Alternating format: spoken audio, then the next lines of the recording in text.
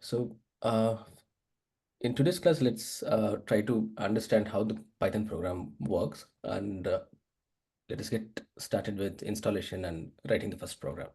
And before that, just to tailor my teaching to your requirements, I wanted to understand what is your background in terms of programming. So, do you guys already have programming knowledge before, or is it like totally new? Any programming language? How about you? Not much. Not much. Okay. Mallikarjun? Uh, is it audible now? Hi, good Yeah, yeah, morning. yeah. Yeah. I have C programming, I mean, 15 years Okay. back, not as of now. Okay. Great. Okay. Okay, I'm into management previously. Yeah. Okay. Great. Yeah. Danya, how about you? Sir, I have learned a few basics of Python and C, but not as much, like only Okay. basics. Okay. Great. Sachin? Uh, I have learned like MATLAB programming. I have learned, not the Python C and Okay. all. Okay. Great. Um, okay then. So I'll start with like basic thing. How does computer recognize your programs and how does it run? So that this is important because most of the times when you learn a language or any skill, we just try to use it and we do not understand the underlying process. So what happens is when you get more acquainted and try to do more difficult projects, if you do not understand how it works underneath, you'll try to spend more time in debugging, and you'll be there will be some dots which never gets connected. So let us get started with the session. I have some slides. The slides are just for pointers, but most of the sessions will you'll just see the coding. But in this session, I'll explain through the pictures. So that is why I'm using it. Let me share my screen.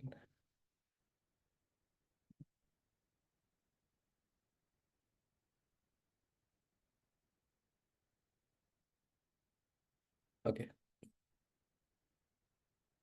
So when we start with programming, most of us have some sort of inhibitions. So these inhibitions, although you are quite fast in learning, it inhibits you to learn. For example, we think that programmers are like they're too intelligent and it's only for intelligent and it's difficult and it's not the right age. For example, junior folks would think that okay, I'll learn it after I become say 30 or something like that. For now, I just do the testing, manual testing, documentation, and etc. So that is which is not right. And some people who are over say 40, 35, they think that uh, this is not the right time to learn and things like that. And also one of the myth that we have, especially in India, that we need a degree to get started with programming. So these are the inhibitions which we need to get rid of, because these are something which stops you to learn programming. And once you get out of it, it's easy, because it's like learning a musical instrument or art or music, anything like that. So do not have any such inhibitions, just learn it. And then this is an informal environment in the sense that do not hesitate to ask questions. And the reason that I teach is that once in a while, once in a year, I do a couple of boot camps, so that it helps others and it helps me to learn the latest on Python programming or any other things. So those are the two advantages that we get while teaching programming. And also I want to share the experience, and I try to create content. So this is one of the ways that I try to uh, curate the content. So please feel as free as possible, and it's not like typical classroom, so do not hesitate to ask questions. and you can send me SMS, chat, or mail, anything like that, to ask questions, and feel free to ask. So now in this 1 month, do not worry about any sort of stopping yourself to ask questions. And then the course structure is, I have designed this course structure in a way that we spend a lot of time in coding rather than just learning the theory about the programming. So first 10 classes, 10 hours will be like to understand how the program works and how are the basic data types and for loops, program structure, and things like that. And then the next 2 weeks, which is next 10 hours, will from the scratch, like from the empty screen, we'll try to build a project.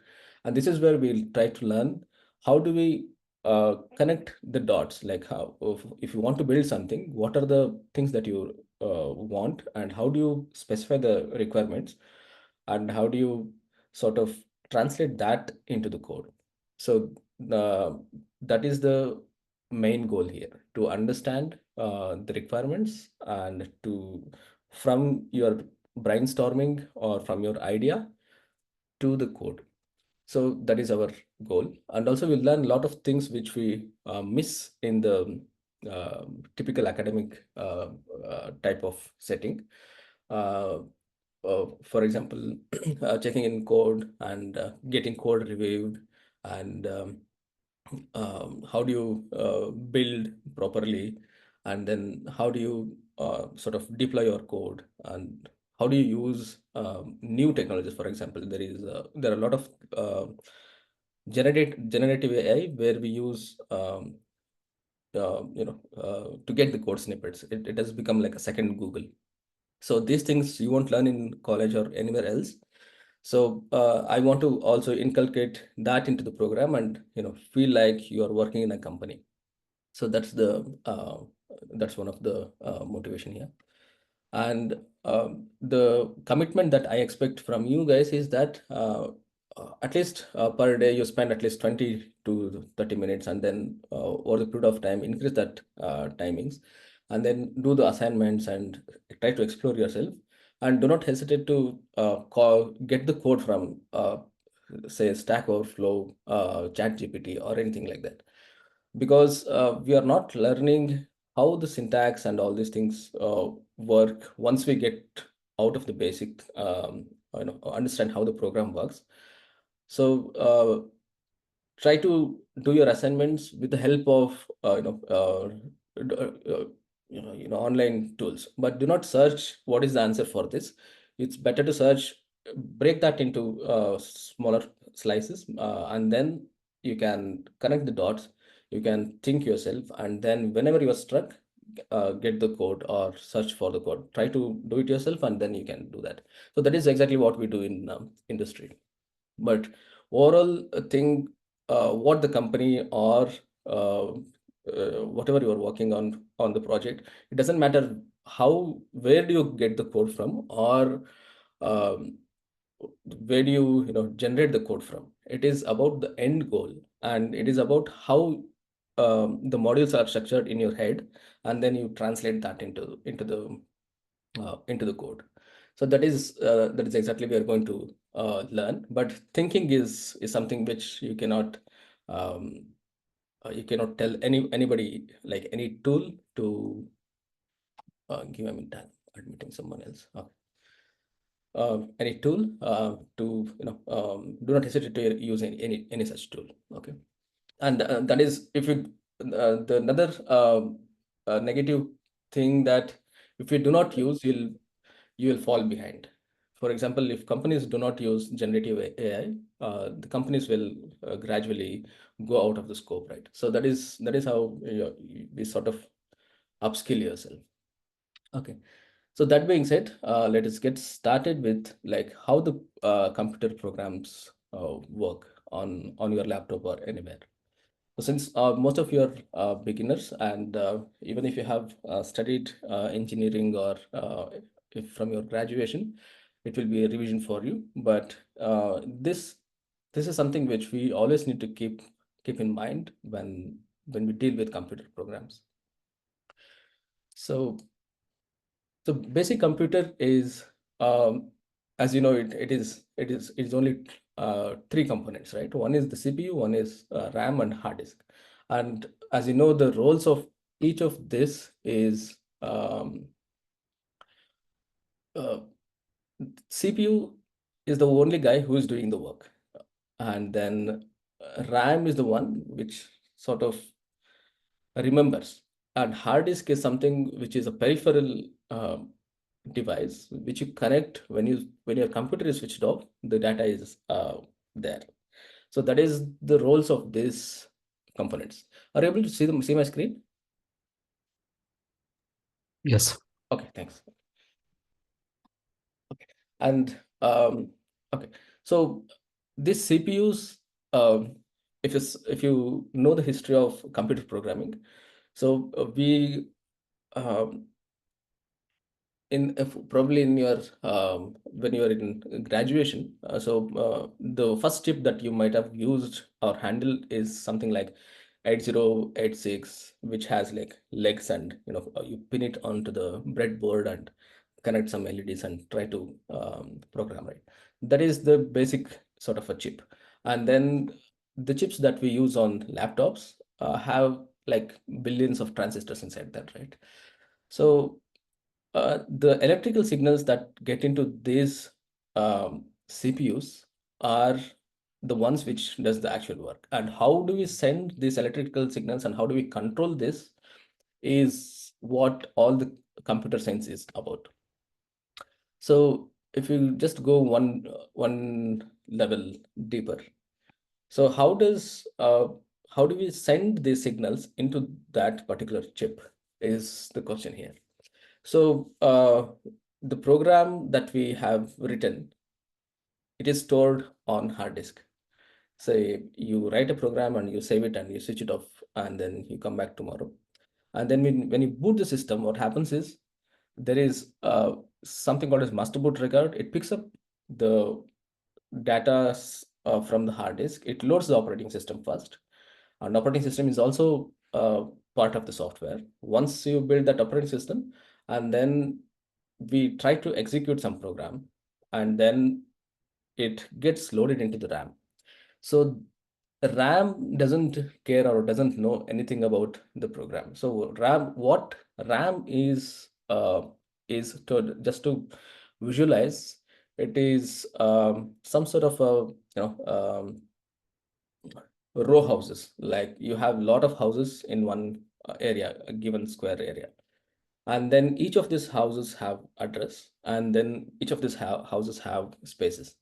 So that is all that RAM has.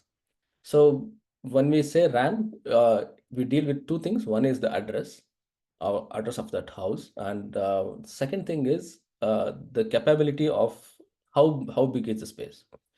For example, each of this line probably has 32 bits, and 64-bit computers might have 64 bits. So it doesn't matter how many bits you have in the on the RAM, but when you say 32-bit computer or 32-bit CPU, the CPU is only capable of going to RAM and fetching only those 32 bits. That is what we mean by like 32-bit and 64-bit and things like that. So that is the relationship between the RAM and the CPU. So CPU is like always waiting once it is switched off or switched on. So CPU has several other components. For example, there is an execution, there is a program pointer, and there are caches.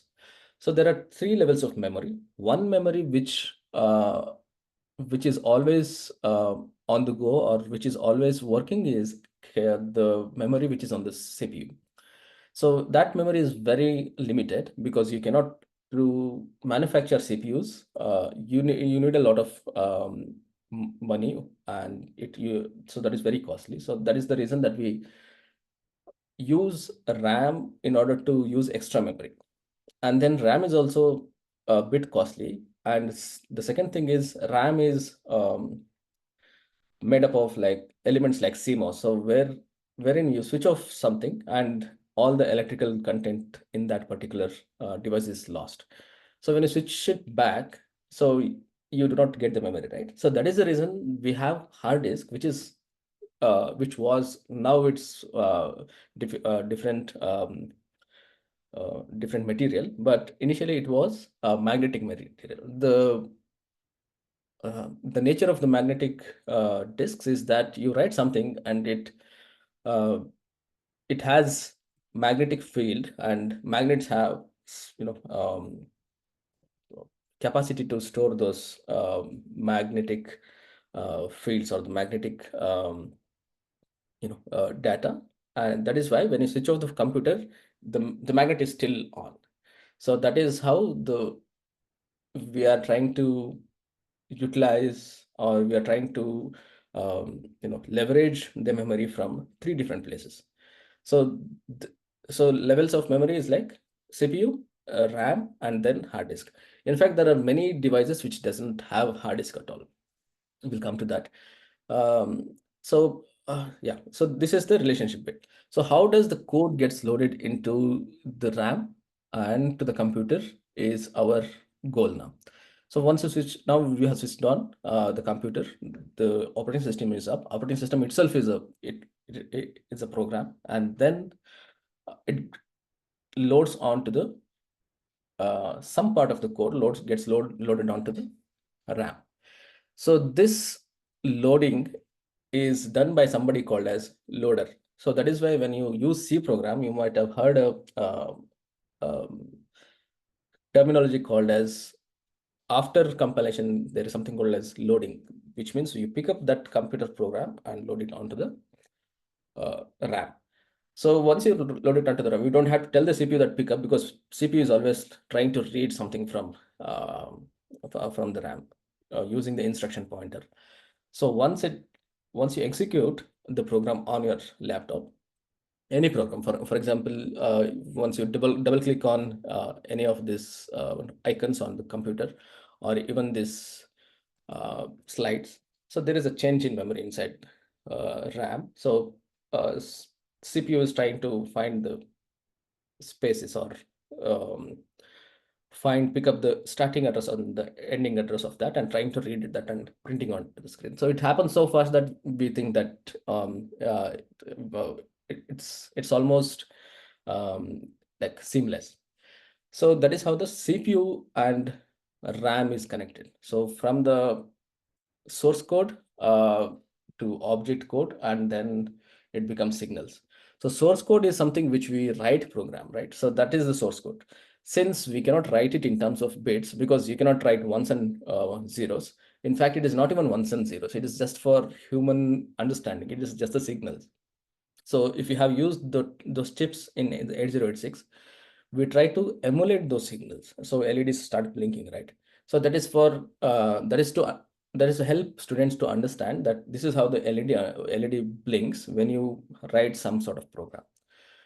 And then this source code is then translated something called as object code. So that object code is loaded onto the RAM, and then it picks up. So that is how the program works. So initially, people used to write in machine level language. So when in 1960s probably. So there are several devices still um, live now for us. For example, satellites. So people still write machine level code, and in order to automate those machine code, we have started using um, assembly level code. So assembly level code, how it looks like, I'll show you in a while. Assembly level code, and then you cannot write assembly level code, because every time there is a new chip, you need to learn new assembly level language, because this is something which is specific to chips, right? For example, Intel chip, if you're using Intel chip, you need to read through the document of Intel chip and understand how does those registers work, and what are the instructions, opcodes, and then you need to write the code. And people used to do this until 1980s.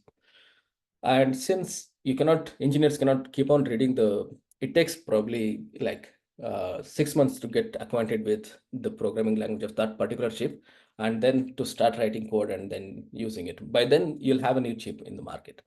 So what people did is they started writing compilers which can abstract this source code and generate this assembly level language automatically. So that is something um, which is like a new thing in the market. So this compiler, there are nowadays there are no compiler companies, like there are very less. So there used to be a lot of compiler companies. They used to read the document of each chip and write compilers in a way that you don't have to worry about the assembly level language. So that is how we got C, Basic, and COBOL, and then later on C++. I'll come to C++. So if you dissect the code in C, for example, in C, what happens is you write a program on your laptop, and then you compile it.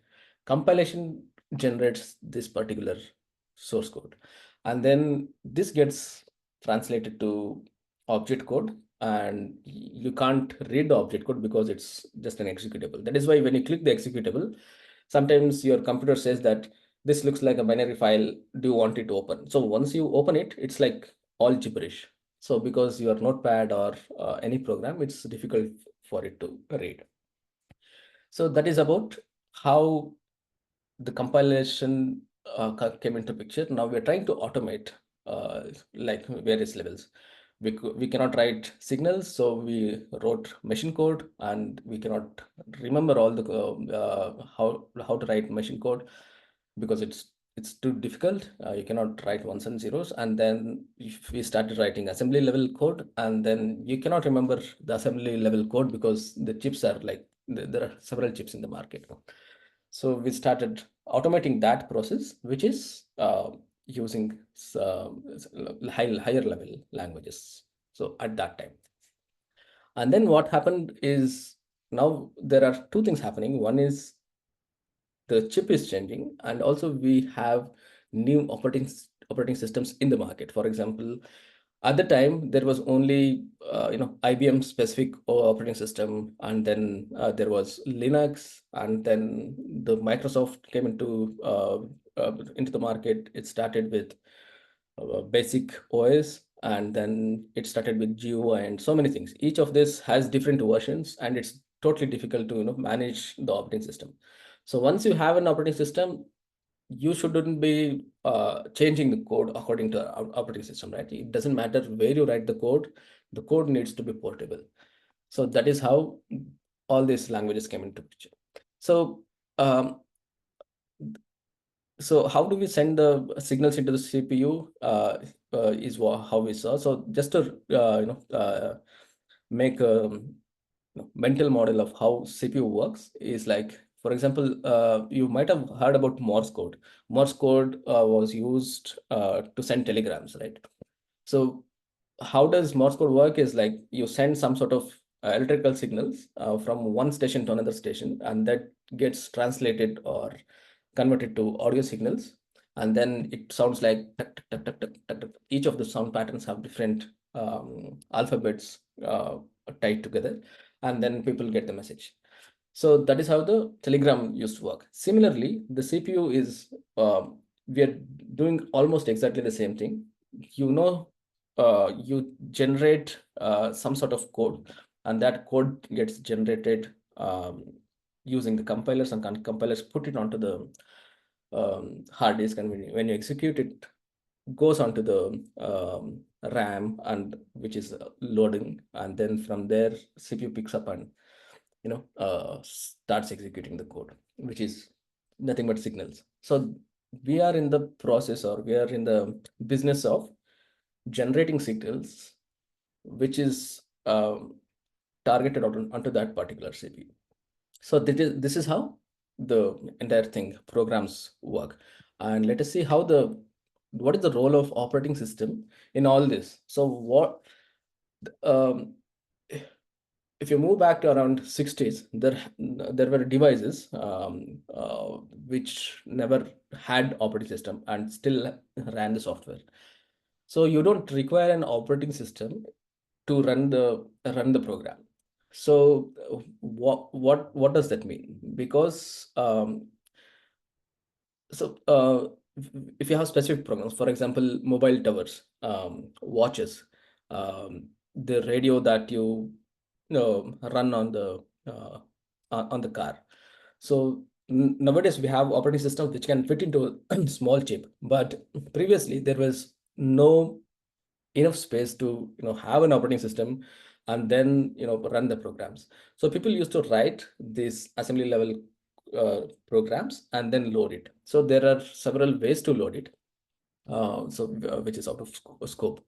So if you have worked in embedded systems, there are programs which load it onto the system, and then it will be burnt on the chip, and then you can insert the chip into the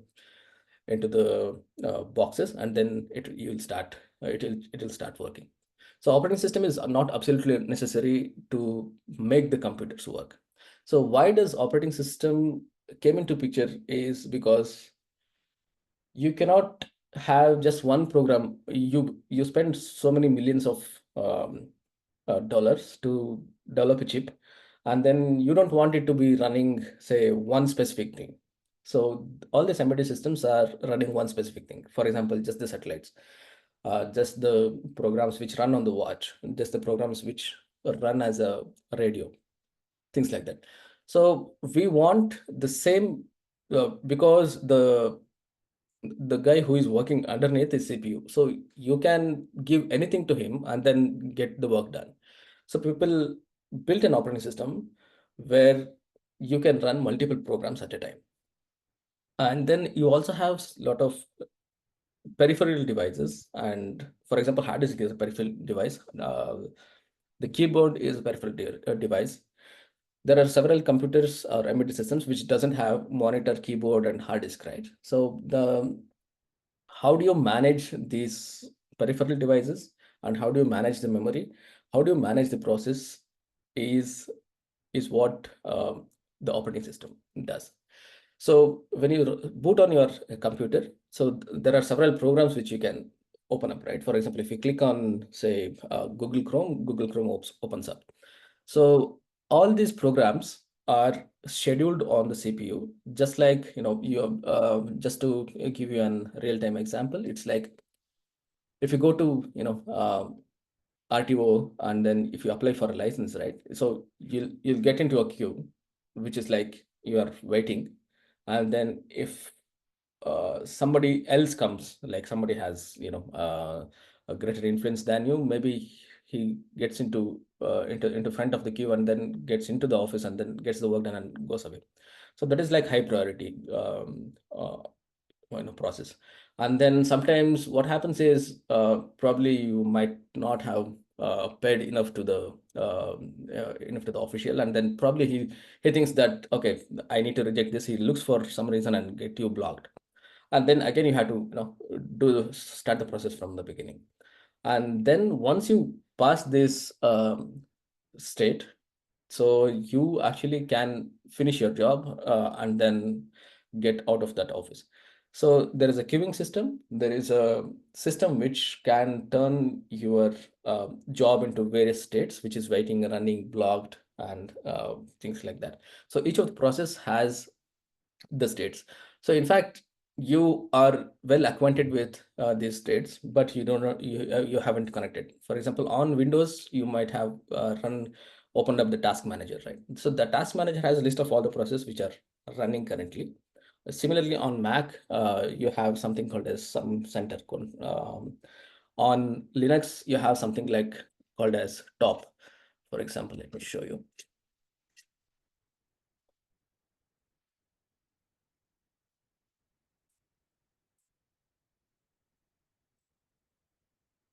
For example, this is a command which runs on your Linux-based system, where you have process IDs, you have command, which is nothing but something you have double-clicked. For example, I'm using Zoom. Zoom is one of the programs which is running, and it tells how many CPUs taken and things like that. So there are so the reason that it is flickering is because somebody else is getting the priority and it's getting the work done. So this is how the processing happens inside the operating system. Operating system is handling this. Let me just put this. Okay, so this is the role of operating system. Now we have connected the source code. Remember that you do not require operating system to run the program. Reason that we have operating system is to abstract the chip level details, and compilers do that at compiler level, and then compilers also tailor that program to operating system. Operating system just sends that onto the chip. So when you double click or when you run something, something like that. For example, I can run a program called as, say, ls. So this is also a program. So ls is located somewhere in, in this location, for example, bin ls. So this is a program. Until we do not invoke it, it is on the hard disk. So we go to hard disk and then you trigger that, it does something. So that is how ls works. This is just a program, right? So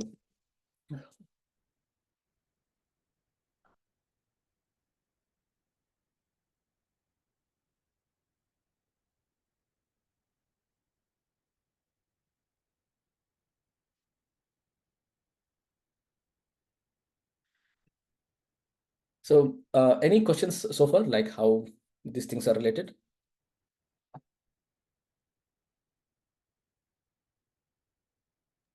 No. Okay, great. So now we'll move to next thing. So how does this machine code and we just explained learn how the executable goes onto the CPU, right? So this is how it looks like. So it is all gibberish in exe, and then you have some sort of identification of which is the code and what do I need to import and things like that. So that is how the program has different sections. So if you have studied C, so C program, when you run, we learn about stack in the program. So program structure would be like, you have stack, you have something called as BSS, you have heap, which is like memory which you're trying to use from the RAM and things like that. So that structure is slightly different in different programs, but it is the same thing. So finally, it's like CPU, RAM, and then how you are utilizing the instruction code that gets executed. So this is you can look at this later as well. So this is how it gets translated. And typically assembly code looks like this. You might have done it during your engineering days, or you might have seen somewhere. Even if you haven't seen, it doesn't matter. So each of this chip has, we need to tell probably this is doing some operations. Move is like moving from one register to another register or another place wherein we have from the RAM. And moving, for example, here probably we are trying to move 1 to EBX or EBX to 1. So it depends on the chip. So Motorola chips had completely opposite of what Intel chips used to do. For example, if you move instruction used to look like move AX to 4. So Motorola would change the direction. So that is the reason that people cannot read each of these documents and start writing the code, right? So this is how it looks ideal. And we should also understand that this assembly code that is generated are specific to those chips. If you write a C program on your Mac, which uses, say, M1 chip, and if you write the same program or copy the same C program and generate the assembly code on your Linux or on Windows, all three of them looks different. For example, hello world, if I print, and this is how the how it looks on, say, x86, which is Intel breed of computers, and FreeBSD is like different operating system which still uses Intel.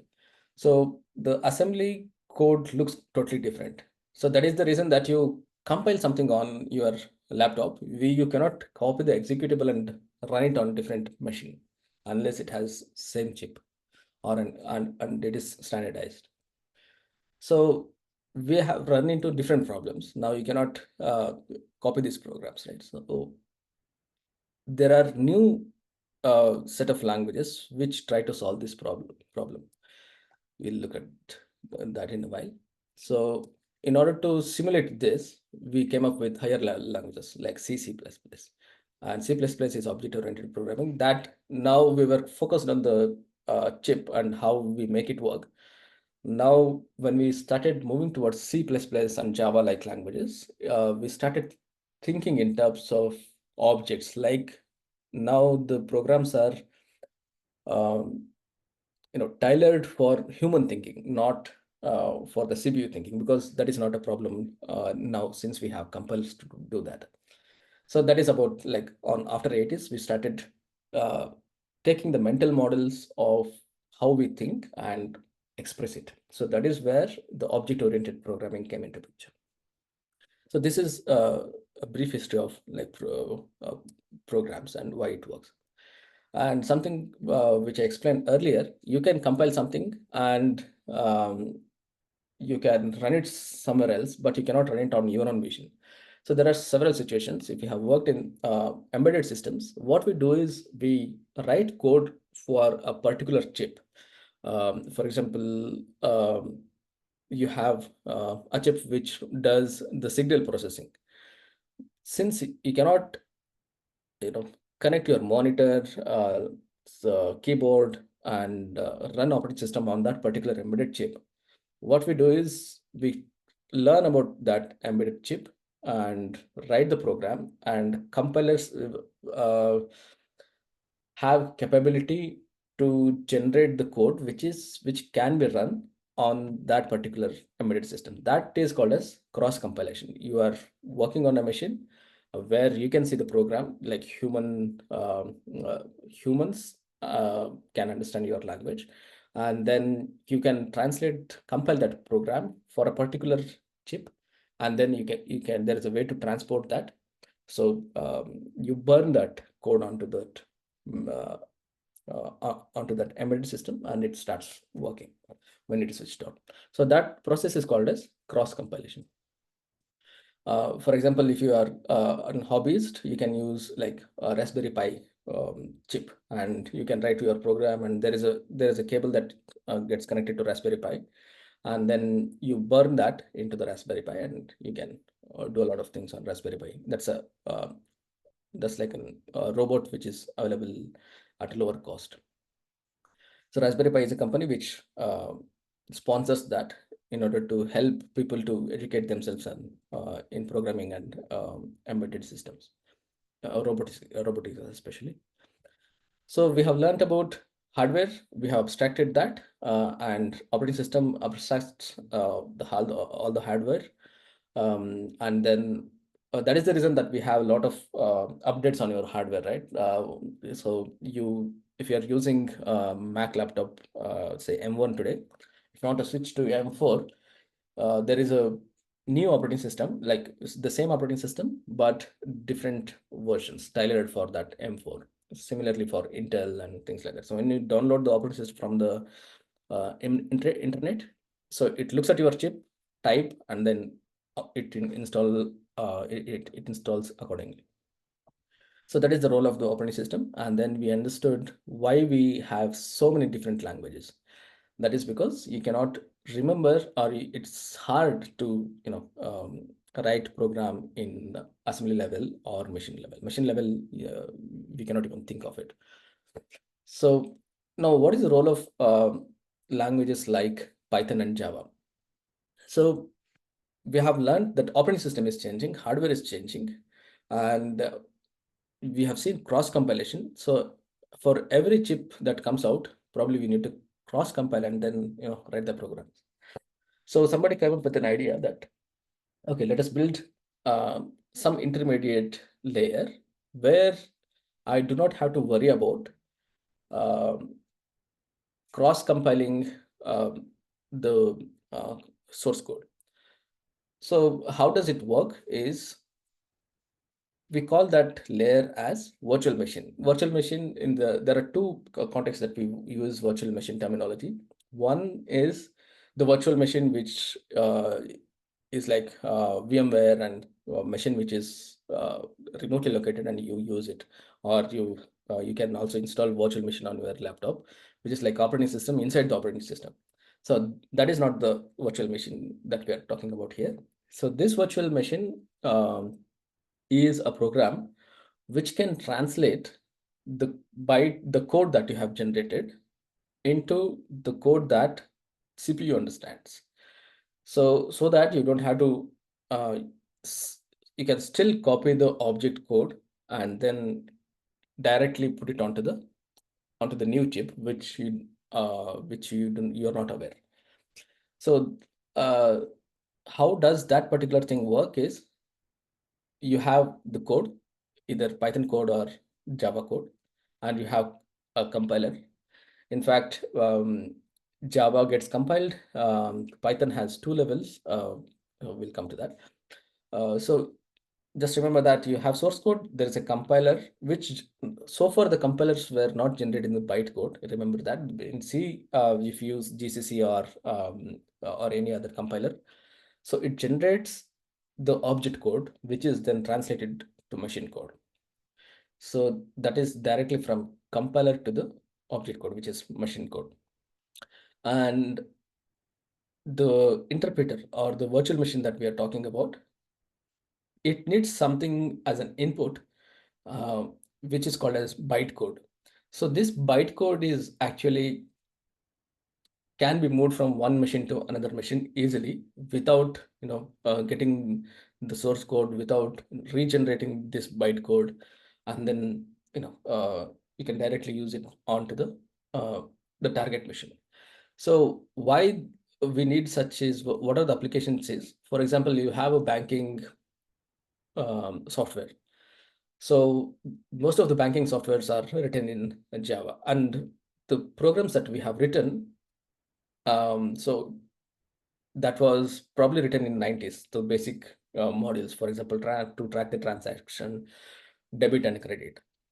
And people have been working on that particular software from the 90s, even today, that is 2024, and they have been rejigging the code and things like that.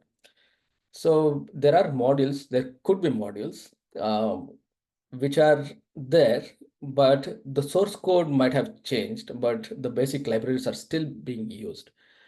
And then it needs to be transferred to another machine, right? So there used to be time where the hardwares used to get changed. For example, from IBM mainframe to the bare metal, and from bare metal to virtual machine and things like that. So that is what is industry is getting changed, because they want to optimize the costs and want to get more with less. So this dynamics is affecting the life of the coder. So the programmers built a virtual machine where you can translate these byte codes into the machine code. So it's like, for example, it's an interpreter. For example, I know German, somebody knows Kannada, but that guy doesn't know my language. So there is somebody who is interpreting. So if I say something in German, say Guten Morgen or something like that, so that needs to be translated to the other guy, saying that namaskar or his greeting, something like that. So that particular interpreter who is doing this job is this virtual machine. So when you install Java or Python, so the first thing that gets installed is the virtual machine. So that virtual machine is one who is doing the translation. So bytecode, we will see how the bytecode looks like in coming days. So you have compiler, you have bytecode, and then you have machine code. So and then somebody is doing the translation. So now if you have this particular interpreter installed on any of the new machines, so you can easily get this object code and transpose, I mean, you can transport this into any of the chip, regardless of your operating system. Probably it is Linux. You don't care. So such systems are being developed. So that is one of the reasons that Java was quite popular. And then Python. Let me just talk about Java. What problems it solved for programmer. So this is one of the problems that we faced. That is the cross compilation problem. And the second problem is there was a language which is C++, and if you have programmed in C++, you have to do the memory management yourself. Java solved that, so you don't have to do the memory management. It does it itself by something called as garbage collection. So that is the main shift in thinking from C++ to Java. And both are object-oriented programming. That is the advantage that you get in Java. You don't have to worry about releasing the memory, how much memory you are using, and things like that. So it will take care by itself. So why Python became popular at the same time when Java is quite popular, and now like both are equally popular. So Python solved a problem which is so far like Python started in 90s. So in probably in beginning of 2000s is when it got popular. That is because of open source, and then there are a lot of people who are entering into the programming zone. So far, people from mathematics background, engineering background used to write program. But when Python came into the market, people from various other walks of life, for example, teachers, scientists, doctors, anybody could code because the readability is quite simple in Python. You don't have to remember how the braces open and close and semicolons, and there are a lot of things. And then you don't have to worry about the memory, and it looks almost like you can write a poem or a story. Like a story has a structure, like it has a beginning, and then it has a paragraph, and it has a conclusion. Similarly, Python code also has some sort of indentations, and then it looks like we are getting closer to the text that we read every day. So that is one of the things that it got uh, very popular.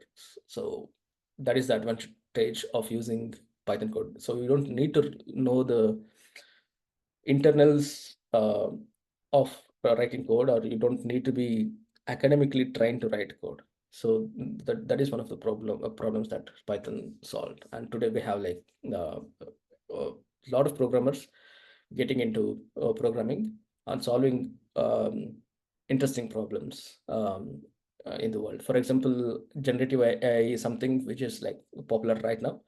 So all of them are not coming from engineering background. Probably they're from psychology background, and probably they're like marketing background, finance background, and they're getting together and solving the problem. Like, how does this work? How does people's mind work, and how do we generate as if human is talking to you? And all of them gets say trained with Python, say for 6 months or something like that, and then they start writing the code. At least they will be able to read the code and understand what's happening. Okay, that's about how we get into the like that is a history of computers and program, and that is how where we are today. So any questions so far? We will install the interpreter and start the first program.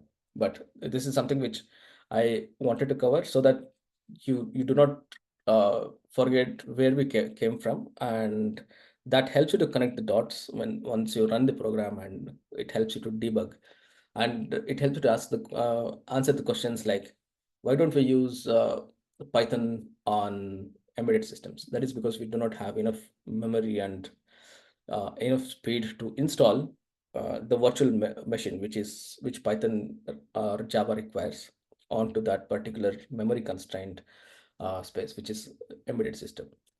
and yeah, things like that. So you can answer such questions, why this particular programming language, and given a chance where you need to choose which language to use. So you'll be fairly equipped with these are the data points. Okay, does it require cross compilation? Does it require memory constraint, or can we use as much as memory and things like that?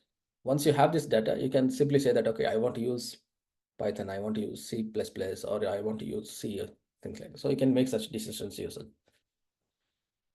Okay, any questions so far?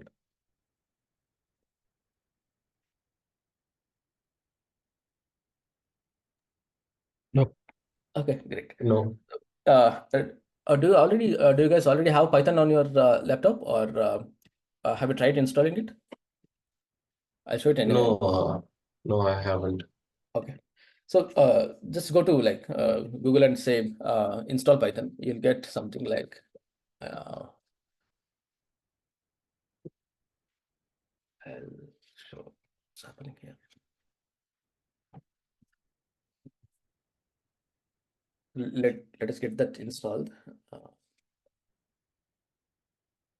if you're using Linux or MacBook, it should be there by default, but just give it a try.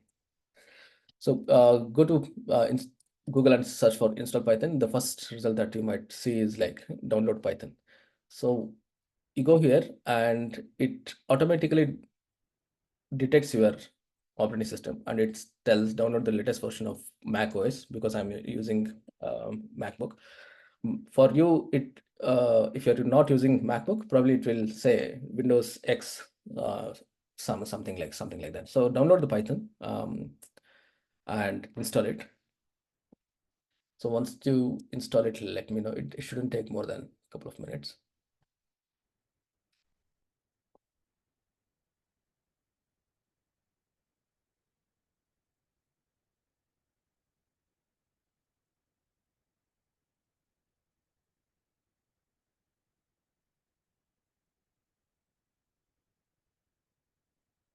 Let me know once you're done.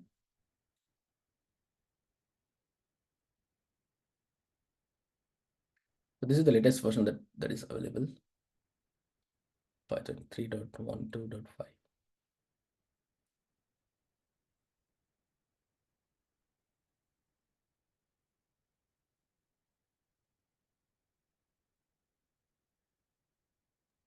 There's an option called add Python to path. Right, Do we please, need to? yeah, please choose it. Yeah. Okay.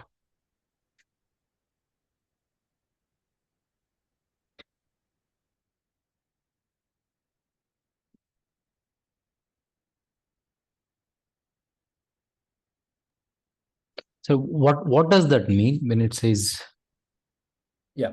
So option path? yeah. So for example, I showed you any software that you install, right? So it gets it has as we learned that any program has source code, and then that source code is somehow compiled into the binaries, and the binaries is what is getting hosted here on this particular website. So once you install, those files need to get onto your laptop, right? So that is what you're trying to download. So once it gets downloaded, these programs require other programs, other pieces of the code like shared libraries and some configuration files and things like that. So these are installed on different spaces. So operating system has a way to install different things into different different files, different paths. So for example, Python. So there is a command in Mac. Similarly, you can go to system programs, I think, in Windows. So the libraries which Python use and executable is installed in this particular path. So now you have these programs into these particular paths, but you cannot every time go into this path and execute it, right? So your terminal or your operating system should know when I invoke Python 3, it should automatically know that, okay, it is located somewhere else and I'm trying to pick up. So that particular path is what the path setting happens. So it gets into the configuration file of um, the operating system. For example, if you just type env, there are several variables here. So one of them is path. So operating system tries to locate these executables where it is. So it cannot search the entire hard disk because it's too expensive to search the hard disk. So it has specific paths predefined, and that is the reason that we add path. On Linux, you do something like path is equal to $paths, and then you add something here. So this exact command is what happens when you set path. Set path is nothing but the thing that I showed you. And you can get into any different location. For example, I'm not in this particular location where I was previously.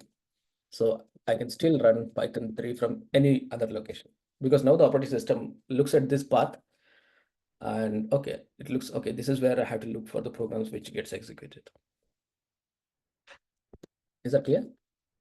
Thank you.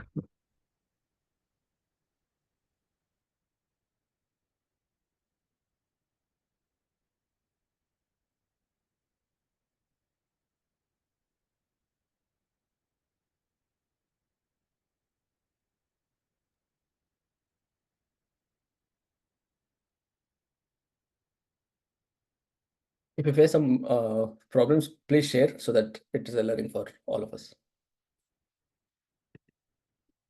For example, you might type Python on your command line and it doesn't work. For example, this. So you might have to use Python 3. In fact, you can set this Python to Python 3 as well. You can either alias it, or you can set alias on Windows as well to rename the Python, to refer Python 3 as Python.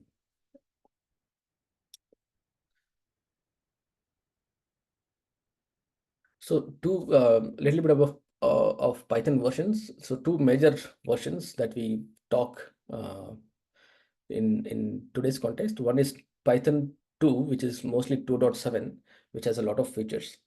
And when we move to Python 3, so there have been several changes in basic data types and the functions, inbuilt functions, and how it works. So there are several companies which still have the code base of Python 2.7, and they're still migrating to Python 3 because it's not very easy to migrate from one version to another version very easily. Python 3 is the latest one, and it has a lot of inbuilt capabilities compared to 2.7. Either you can see yourself, or we can discuss it later. Actually, I'm getting modify setup, like modify, repair, uninstall something it is giving. Okay, Do I have to give modify or yeah, probably you already have it installed. That's why it's asking. You can modify it. Yeah, it doesn't have to. okay? When you modify, it gets upgraded. And that's on Windows, I guess, right? Yeah, Windows. Okay. So what is this disable path length limit? Which limit? Sorry. See, the setup was successful. Okay. Okay. Now it was displaying like, so to bypass 260 character maximum path limit. So should we disable, or should we enable? Which can you paste the error? Not error. It's on the vertical on screen. Okay. Let me share my screen. Okay, let me stop sharing.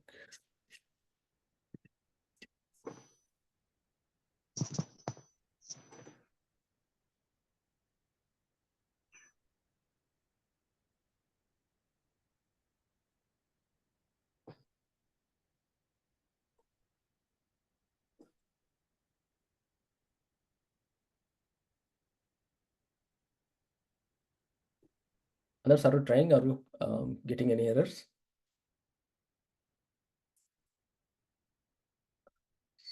It's in Roshan. It's done. It's done. Okay.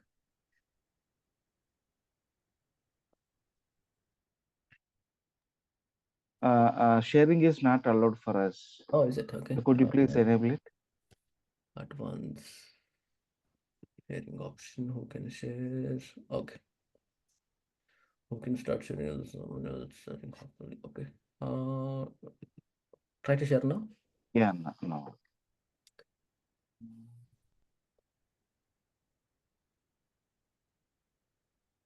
Yeah, this is the one, sir. So the setup was successful. So this was the displaying like a disable path length limit. Set a process only Python. Okay. The disable path length limit changes your machine configuration to all programming path to bypass max. Oh, yeah, you can click that. Yeah. Usually the path variable is a string, so it tells. Yeah. Okay. So how do you confirm that Python is installed? Is go open the command line, or you can search in like start Python. Try to click that. So if it opens Python, or if you see terminal like this, if you try Python 3 or Python, just Python, you should be able to see this three like greater than symbols. Digant, you need to share your screen. We're not- Sorry.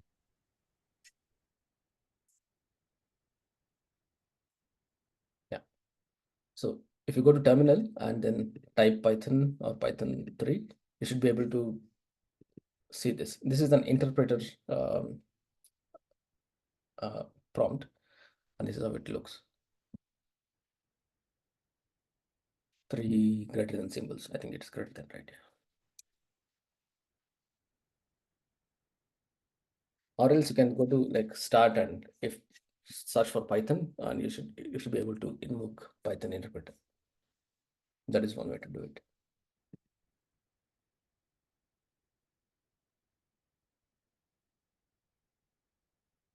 So once you have installed this, you can also install something called as there are several editors. You can either install Visual Studio Code.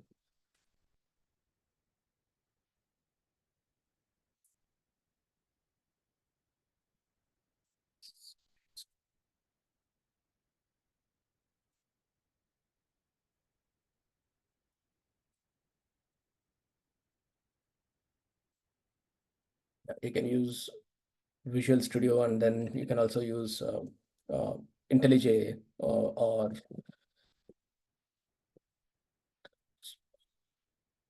so these are the popular ones. You can install any of this. It doesn't matter which you install.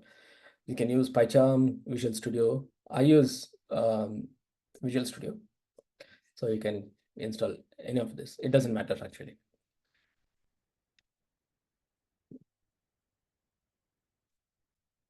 So these are the two things that you require. One is Python, and another is the code editor.